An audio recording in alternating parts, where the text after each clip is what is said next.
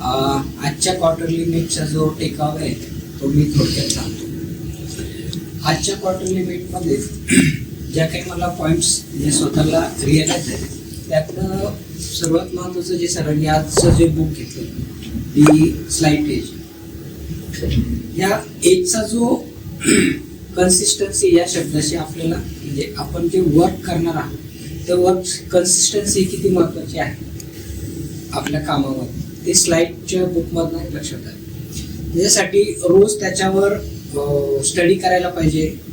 जसे आपल्या जे चॅलेंजेस आहेत त्याच्यामध्ये रोज एक पोस्ट झाली पाहिजे, माझी वीकली लिस्ट तयार झाली पाहिजे, मंथली लिस्ट तयार झाली पाहिजे, लिस्ट तयार झाली पाहिजे. आणि माझ्या पोर्टफोलिओला जो गोल आहे तो गोलला पोर्टफोलिओ कसा सपोर्ट करेल त्याच्यासाठी मी काय करायला पाहिजे, वर्किंग करायला पाहिजे ते एज याच्यातून मला समजतं. त्याच्यानंतर रूल्स ऑफ कन्सिस्टन्सी, कारण की नॉलेज सगळं आहे पण कन्सिस्टन्सी नाही आहे माझ्या वर्कमध्ये, कन्सिस्टन्सी नाही, ते कुठल्या कुठल्या गोष्टीमध्ये यायला पाहिजे आहे.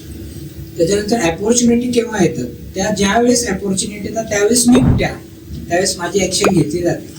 आणि ज्यावेळेस अपॉर्च्युनिटी येते त्याच्या आधी माझा जर स्टडी झालेला असेल, ते जर मटेरियल माझ्याकडे असेल तर मनी मॅनेजमेंटनुसार माझी 100% व्हॅल्यू.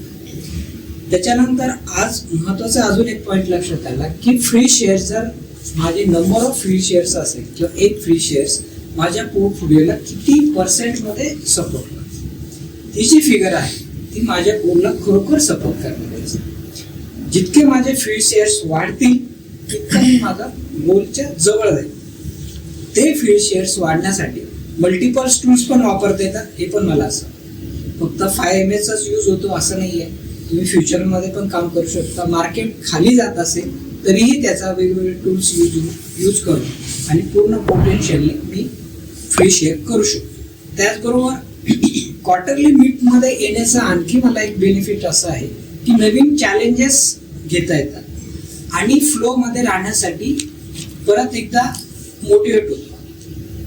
आणि ह्या क्वार्टरली मीटला सुद्धा जे चॅलेंजेस घेतलेले आहेत की पुढच्या क्वार्टरली मीटपर्यंत जे किती शेअर्स मी फ्री करणार आहे त्यासाठी मी नक्कीच वर्क करेन आणि नेक्स्ट क्वार्टरली मीटला मी त्याच्या माझ्या पोर्टफोलिओमध्ये ते फ्री शेअर नक्कीच वाढवण्याचा प्रयत्न करेन. Thank you sir.